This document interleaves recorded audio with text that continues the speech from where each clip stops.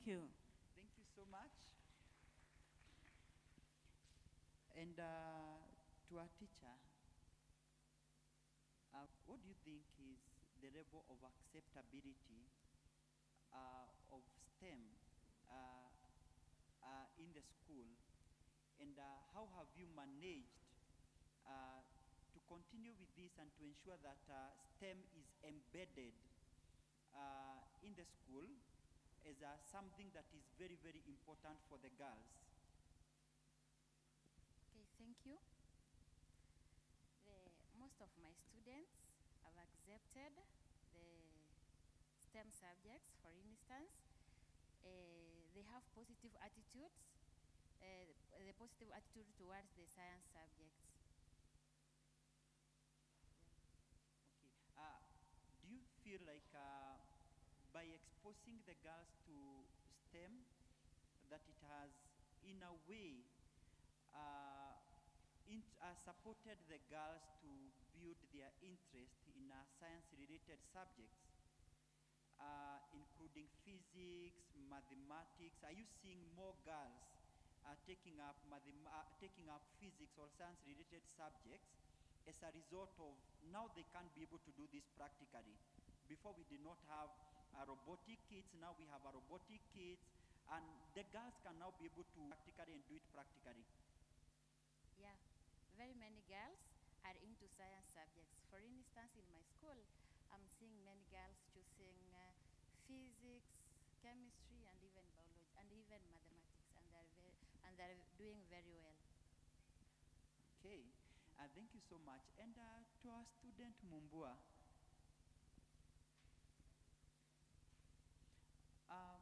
looking back, since you started off in the STEM project, what are you most proud of? And what is that one word you have for your fellow girls? Okay, the thing I'm proud of is my attitude. You know, before I started doing STEM, before I was introduced to STEM, I had a very bad negative attitude towards sciences, especially physics. I never loved physics from the beginning. And when I started, actually, I went there and maybe, let me give it a try. Let me know what this science can really do. Nothing can go wrong, right? So I started learning little by little and okay, it's not bad. Actually, it's very interesting. And since then, I've never had a bad attitude toward physics or anything. And the one word I can tell to my fellow girls is that the one word, encouragement.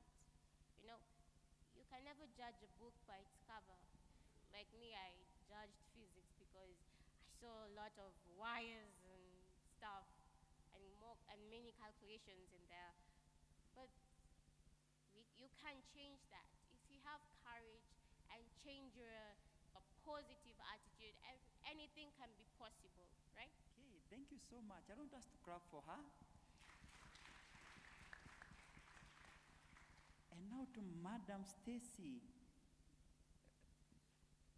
How has the journey been for you? I know doing this in 35 schools has not been easy. How has the journey been for you? And what opportunities are there for us looking into the future? Thank you for this chance. I think the topic of our panel being the Ibuka Girls in STEM journey, I love it because us being here and looking back to 2021, 2022 when we were starting, so much has gone on. I love the energy we have in the room because I have the first things that we did when we were starting the activity was to train teachers, to train special needs education teachers who are in different special secondary schools. We brought them together, we trained them on STEM. We were able to adapt the content that we had to suit the learners who are in their schools.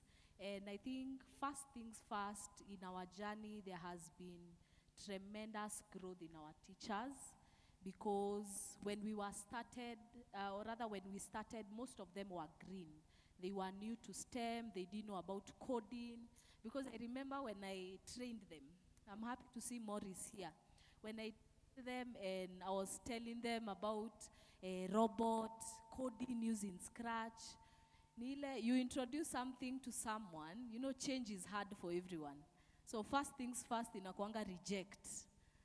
But then, as we went to the second day, to the third day, and we were doing different things, the one comment that I got from all of them was that, oh wow, singumu, we can actually do it. And them being able to do it, it meant that their students could be able to do it, because the teachers were closest to the learners, because our project was very widespread in Kenya. We have a total of 35 special secondary schools, and these secondary schools are distributed in 25 different counties. So yes, every year we were able to do a round of STEM boot camps, going to a school, working with them over a weekend and just doing different activities. But then that was just one visit. For the rest of the year, these students were with their teachers. And us being here, having projects, having done competitions, region-wise and nationals, it shows the effort that the teachers have made. And I think that's the first thing that I want to applaud, because also our project came at a time when we just had COVID, so there was this whole covering on time that was lost. So the timetable was actually very tight. You're bringing in a new program that was supposed to run kind of parallel to the school. But then we've seen growth, because what started probably as an after club, after school, sai imekuwa integrated to the classroom. There are people who are using robots for their students with hearing impairment, maybe to understand a certain concept. There are people who are using the smart TV that we gave to teach concepts maybe in biology that were harder to understand before, just because they didn't have technology. So to the teachers, that has been the first one, but then also to the second one has been how the power of technology has just changed everything in terms of the devices and the gadgets that we gave, yes, but then also opening up the field of technology to our learners with disabilities, both boys and girls. And we also have integrated schools, which also have girls with and without disabilities. So people just being able to use a smartphone in the right way. I want to give an example, because I remember when we were doing our first round of visits, we went to a school that had teachers and even the principal, they had visual impairment.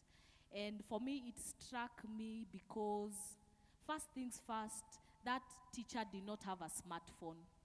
So it was really hard for me, being that I know how much technology can help them, but yeye kukuwa na hiyo kabambe ilikuwa inaharibu everything. So I think during the second year, now when we went back and you can actually see the principal now has a smartphone, anatumia accessibility, anatumia audio, that was wonderful. So also to the power of technology and what it can do for learners with disabilities, because it is more about empowering them with the skills so that they are able to do it themselves. Because it is very hard for an outsider to create a solution for someone when you don't have that lived experience. But then right now, having people like Jos Frida here, the project that they have is actually a solution probably to some of the challenges that they face. So that has been also good on the power of technology. Something else has also been to the students. When I look at first the students who are here, I like that Jos Frida is here, because I remember her akiwa Form 1. namkumbuka alikuwa nakaa pale nyuma, and then it's so beautiful that ako hapa, and even to others who are in the crowd. Girls have really changed their attitudes. There's still that fear of mnapeleka laptops shule na wasichana hawataki kuguza, wanaondoa mikono. But then when we were going round the second time, the girls actually walikuwa wamesha take over the project, because with time our project evolved, having people like peer mentors who are girls in the school. Each had like a representative of the form. So you're representing other students in your class, and that also helped the students to own their project, so that when teachers have other activities that are going on, it doesn't mean that STEM activities can't go on. So the students really took charge of their program, and they owned it, because we had teachers now pushing us. Tupatieni Lego kit. Sisi hatukupata meki. Wasichana wanasema wanataka the robot kit. So that was really good, being pushed by the students and the teachers who are in the school.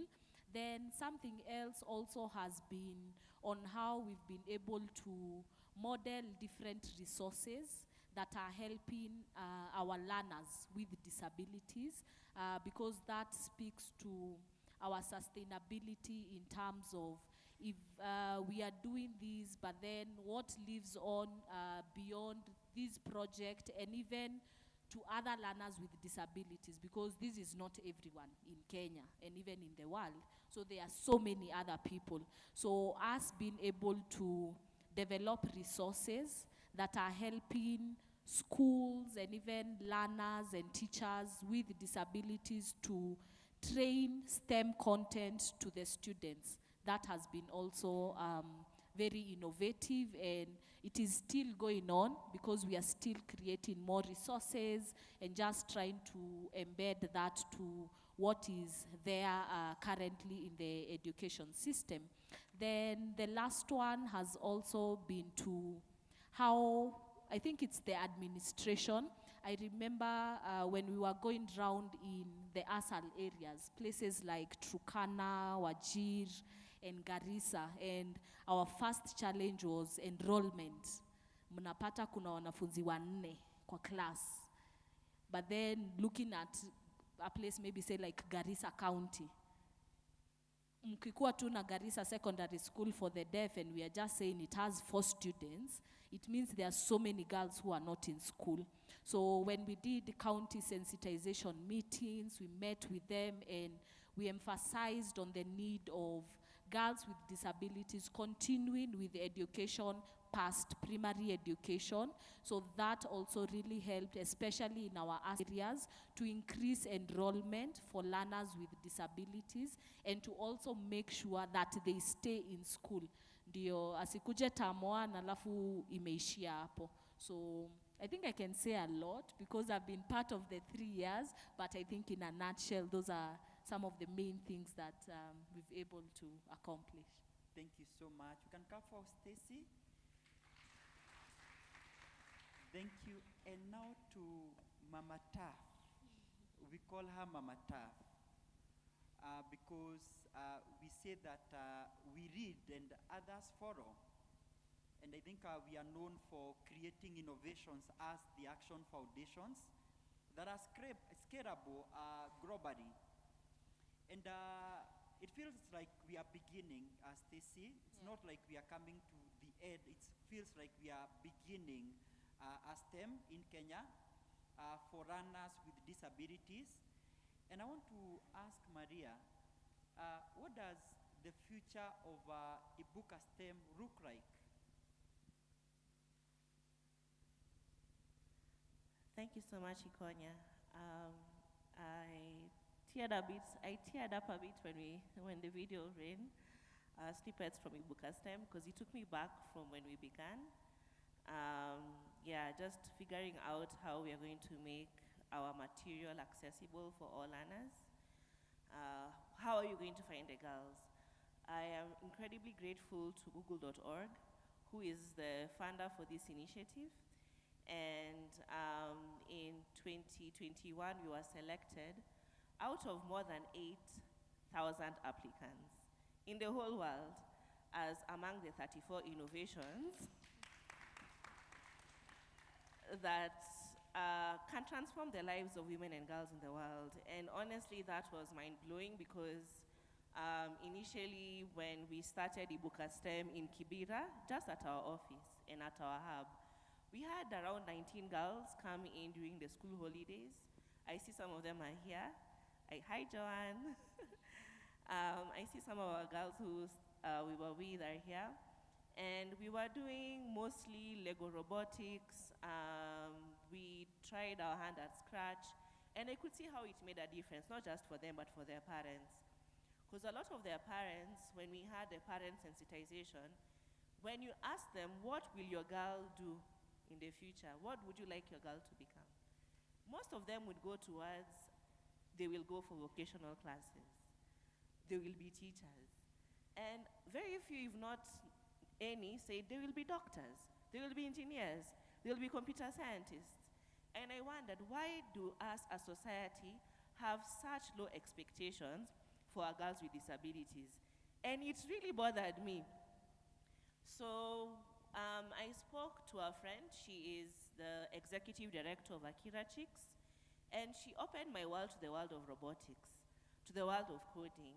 And I saw that if she can do it for other girls, why can't we do it for our girls with disabilities? So that's how we began with the 19 girls. And from there, we were able to get a small support from the US Embassy, which allowed us to go to Joytown. It allowed us to go to Sahajanat, and also to a school in Kericho. And from there, we saw that there was a lot of interest.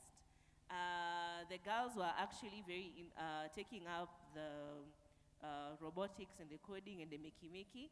So we crafted that into a proposal and shared it with google.org. It was a very competitive process, and as I shared earlier, we were selected. And for me, that was a huge dream, because it meant we could grow this work to not just the 19 or the 3 schools, but now to how many? 35 schools in the. So that has just been, thank you. And that is just, I know the power of someone telling a girl, I believe in you. I've seen it happen. I have seen it in our girls. I have seen them do things that even I cannot do. I wish I had Ibuka STEM when I was in high school. I was a very poor performer from my keynote earlier on. But if Mrs. Musa did not tell me, I believe in you, and you can do well in chemistry, I don't think I would have been where we are today. So what is the future for Ibuka girls in STEM? Ikonya keeps reminding us, it is not the end. Yes, it is a 3-year project, and that phase of the project is winding up. But I'm really, really excited that Ibuka STEM will continue in a very exciting format. We will again, the Action Foundation, the Home for Innovation, we are again going to soon be launching. Are you ready? Are you ready, ready? So we are soon going to be launching the first inclusive mobile STEM bus in Kenya. Easy. It is a bus for now, but we know that it will not be a bus for long. We hope that we can get partners that can allow us to have a bus in each county, right? Yes. So let's start with this one bus. The bus is fully accessible. A girl on a wheelchair through hydraulic lifts will be able to come up to that bus, take herself to a station, and engage in STEM activities. Can we get a huge applause for that? A girl with visual impairment will have the right software to engage in coding. So we have thought of all our learners with visual impairment, and in this case, we are not saying inclusive STEM bus for girls. It is an inclusive STEM bus for all children, from primary to secondary. So we hope that from the 2,780 something that we've been able to reach, We are soon going to be talking about 10,000, 20,000, 30,000, and as we invite other partners to come on board, who knows, 1 million, right? Yeah. Yeah, so that is the future for Ibuka Girls in STEM. And I'm really grateful for the girls, really, for challenging me. Some of the things that the girls can do with Lego robotics, nilishindwa hata mimi. I can barely code and make those things move.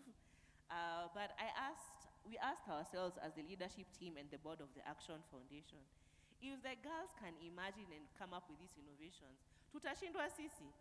So that's how the Action Foundation Inclusive STEM Bus was born, and we hope to be launching it with you all soon. Asanteni sana.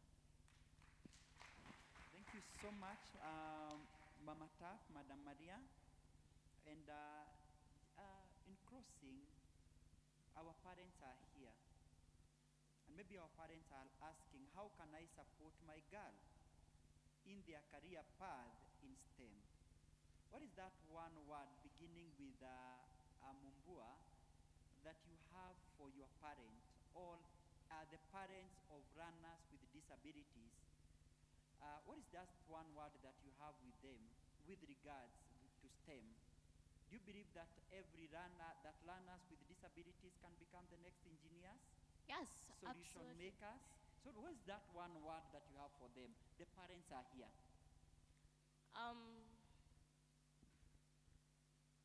I'll take an example with my mom. Yeah. Um, And where is your mom? She can stand up and wave. Whoa. one word I can say is encouragement.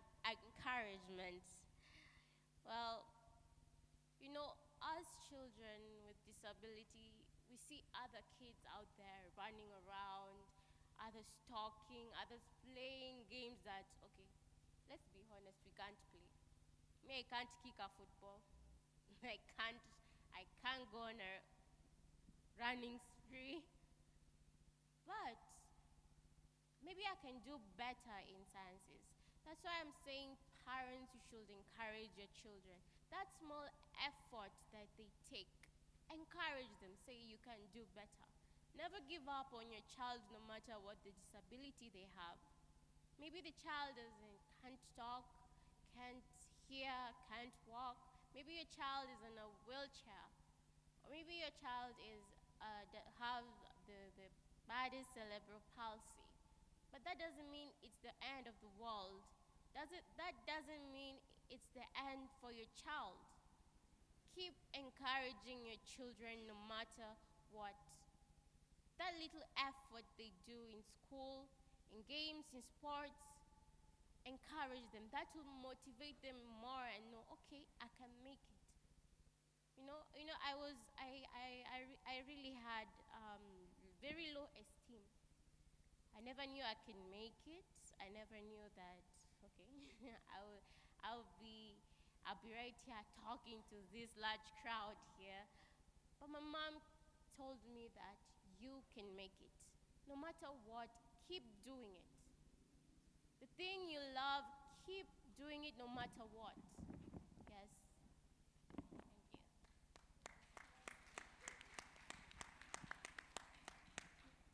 That is so touching. And what is that one word you have for the government? For the government is that the government should really see the potential that we have. They should not listen to the society saying, oh, they can never make it. They should not judge us by the way we look. Maybe for the way that we move on the streets, they should open opportunities for us. Maybe, who knows, we might be the next billionaires to help the country out there. Thank you so much. You're welcome. Before I talk to Stacy, I want to talk to our principal. What is that one word you have for the community that still believes that girls cannot make it, and especially girls with disabilities who suffer double marginalization, and especially in some communities and in some counties. What is that one word or two words that you have for the community? Okay, thank you. I'll encourage the community to see the ability to these girls, to embrace their ability, knowing that disability is not inability, to mentor them to open opportunities for them. Thank you. Thank you so much. And to Teacher Aris, what do you have to say to the parents again? Because we believe that the next engineers, we have seen the projects that these girls are coming up with. They are giving us solutions to the 21st century's problems. What is that one word you have for the fathers? Yes, the fathers. Thank you so much. So one word I have, like my word for you, the fathers, and even the mothers, sorry, is believe and build. Believe in your child's abilities and build it. Umeona mtoto wako ako na ability to do something, don't take it for granted, because you may not know where that small thing can head you, wewe mwenyewe as a parent. You building your child is you building yourself. Investing in them is investing in yourself. So my word for the parents, have faith in them, encourage them, build them. I want to tell you about one parent who one day shocked me, telling me that I wish all my children were like this one. So it was one child who was disabled in the family. But apparently this child who was disabled is the child who made the father, it was a father, who made the father to board a plane for the first time. Alipanda ndege because of that deaf child. That child was disabled. But because of that child, the father had opportunities.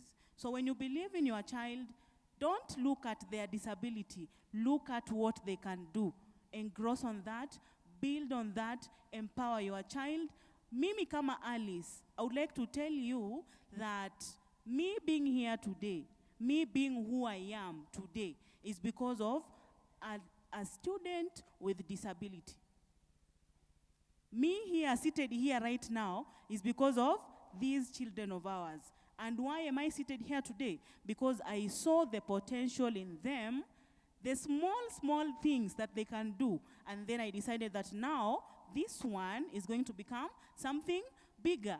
Me being a parent in school. So I'm talking to you as a parent, mwenzenu. See that small thing, be a friend to the teachers, be a friend to the partners, be a friend to TAF. Communicate and build on what your child has, because you don't know tomorrow. Mtoto wako huyu hapa atakupeleka mbali sana. Thank you so much. Thank you so much. And before we finalize with Maria, Stacy, to the community in STEM, including the private developers, what is that one word you have for them? Because I know this is the first time we are giving them this line of thoughts, that runners with disabilities can also participate in STEM competitions globally. What is that one word you have for them, even as they continue to make and develop and partner with the Action Foundation for the future? What is that one word you have for this community? I think the one word that I have is you need to be inclusive. And inclusive in all ways, because you see, in a population, you have different people. But then you don't select a part of that community to move forward with. Because if you move with half the people, then inamaanisha the other half is pulling you behind. But then the point is everyone has their own sense of innovation, like there's something that each one can do. So you need to be inclusive because first things first. In different communities, like what Ikonya is saying, buildings, when people are employing people, you need to think about everyone if they are represented in their community. Because you know, sometimes you just talk about inclusiveness, and then it's more like checking a box. Maybe you have an event and you're inviting people, and then you're just asking, do you have a disability? Akisema yes or no. You think you're inclusive. You're not inclusive, because inclusive is going beyond and making that effort. And that effort is going to be expensive. So you need to take that risk, because having everyone moving together is what will remove dependency. Everyone will be able to work on their own. Everyone will be able to be in that space together. So we all need to be inclusive in whatever way. I remember personally, before I joined the Action Foundation, I was a STEM trainer elsewhere, but then I was not working with disabilities. But then you being a trainer, it just changes, because if you're in a class and you have learners with different disabilities, then you need to think of the way I'm communicating. Can a person with visual impairment kind of imagine what I'm saying? Can they see what I'm saying? Someone who can't hear, is the information passing correctly to them? So I feel we need to be inclusive and be intentionally inclusive, so that all of us are able to move together. Because like what you're saying, I'm proud to be part of the Action Foundation team, because I have teachers here who shared that they were not able to participate with their students for other, let me call them mainstreaming activities for learners without disabilities. They had the interest, they wanted to participate, but then they were denied that chance. But then, why should we be holding competitions hour, alafu competitions hour wengine? When all these products are created, kila mtu atatumia. So we need to have them all in one room together, and I feel this is just a start to what we are doing. So intention, inclusiveness. Thank you so much. Intention, inclusiveness. And to Mama Tab, I know there are so many donors who are watching us or who will be watching us. And maybe they're asking, why should we invest in this? Why should we support the Action Foundation to take this in all, not just the special secondary schools, but to all integrated secondary schools and primary schools in Kenya? And maybe the question is, what is that one word you have for them, looking at the successes that we have as a result of implementing this project in a community we never thought that would bring us this far? Thank you, Konya. I will just build on what Stacey has said. A society cannot move forward if more than 15%, if not 20% of the society is left behind. It means that we will have a huge proportion of us who are continually going to be dependent. For us to build a Kenya that we want, where every person has a high quality of life, we must make sure that no one is left behind. So to all donors, I'd say, look at what the Ibuka girls, hear what the Ibuka girls in STEM are telling us, and see their potential. I imagine walking into a Microsoft office 10 years from now and seeing one of our girls seated in a desk doing a really amazing coding. I imagine going to Safari and one day seeing the CEO of Safaricom being one of the Ibuka girls in STEM. We will, thank you. So I think for us as Kenya, as Africa, as the world, investing in persons with disabilities is something that is going to push us forward, towards achieving our global goals. If we don't do that, we'll have people who are not just dependent, but people who cannot contribute to the economy. So for all of us to contribute, we must invest in people with disabilities, children with disabilities. And investment is not just a wheelchair, right? Yeah. Investment is making sure that they have the skills to take up the jobs of the future. They have the skills to participate in the different opportunities that are coming up in AI, opportunities in green economy, opportunities in climate change sector. And for that to happen, we have to invest in them early. Thank you. Thank you so much. And this is what I am picking. Number one is that we are not going to leave anyone behind going forward. And number two is intentional inclusivity. What a word. And Mumbua said that we demand to be included. We are not requesting, we demand to be included, because Mumbua said we are innovative and we just need a chance to prove who we can become. We can become the next CEO for Safaricom, as Maria says. And I want to request my team to rise up for a group photo. I do want to clap for them. Have they done a good job? Thank you so much.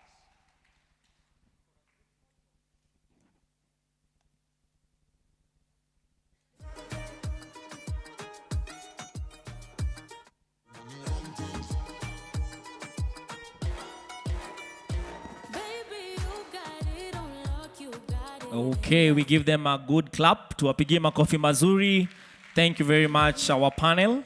You can leave the microphones on the chairs. Thank you. Tuwapigie makofi wanapoendelea kukaa chini. Thank you, that was a good one. Kwa hivyo nasikia hiyo makofi si mzuri sana sababu pengine hamjakunywa chai. Ama mbona hampigi makofi vizuri? Ni chai, eh? Twende tukunywe chai. Very good. So let me have one volunteer to come and pray for the tea. And then I'm going to give you just 15 minutes. It's just 10 minutes past 12. So by 25 minutes past 12, sisi wote turudi hapa for the next session. One volunteer to come and pray for the tea. You're the volunteer. Karibu. The girl with a disability is a hungry girl for education, mentorship, and progress, and we should not ignore that. Ibuka Girls is one of the programs that the Action Foundation runs, and in Ibuka Girls we have a STEM program called Ibuka Girls in STEM. The program has 35 special secondary schools which are distributed in 25 different counties in Kenya, and from these schools we have 3,000 girls with disabilities who have been impacted by the STEM program. We have done 4 regional competitions. The first one was in Coast. Then we did a combined regional competition for Nairobi, Central and Northeastern regions. Then we did a 3rd regional competition for Rift Valley region schools. Then there was the 4th regional competition for the Western and Nyanza regions. In one word, I feel awesome. When Ibuka just came, we were raw, we were green, and then this journey of making the girls to love STEM, to be able to be partakers of STEM activities. We had exams, we had games, we had music festivals, but I'm happy.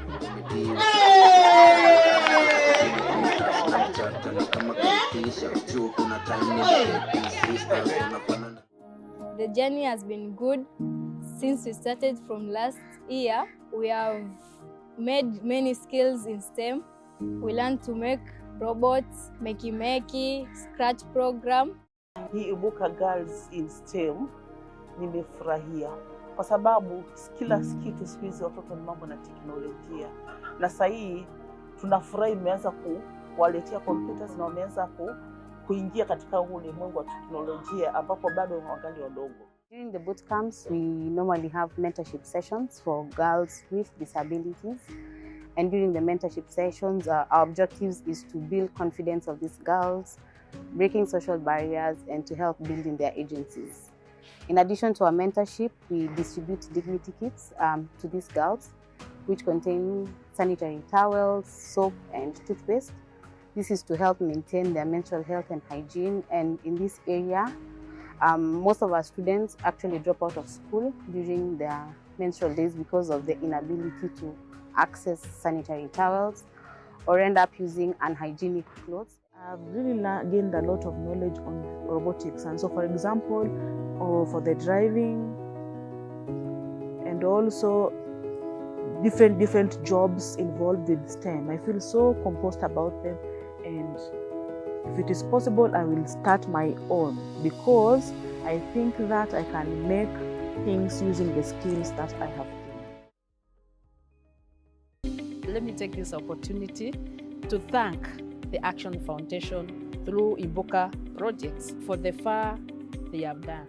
My experience here has been, well, a nice experience because I have learned to make scratch projects, different projects from different schools, and I have seen a lot of things that we have done. This is the first competition that we as St. Lucy's High School for the Visually Impaired have participated in, and we are glad that it is exposing us to what other types of disabilities go through. The science subject, especially for girls with disabilities, the attitude and the performance was really a challenge.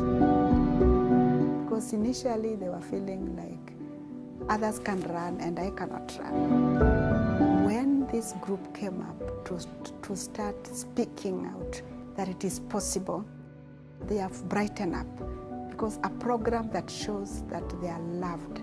I'm so happy. We have about 38 special secondary schools, and out of the 38 special secondary schools, I'm happy that 35 of them have participated, other than the other integrated programs. It's a worthwhile cause, and I want to encourage it.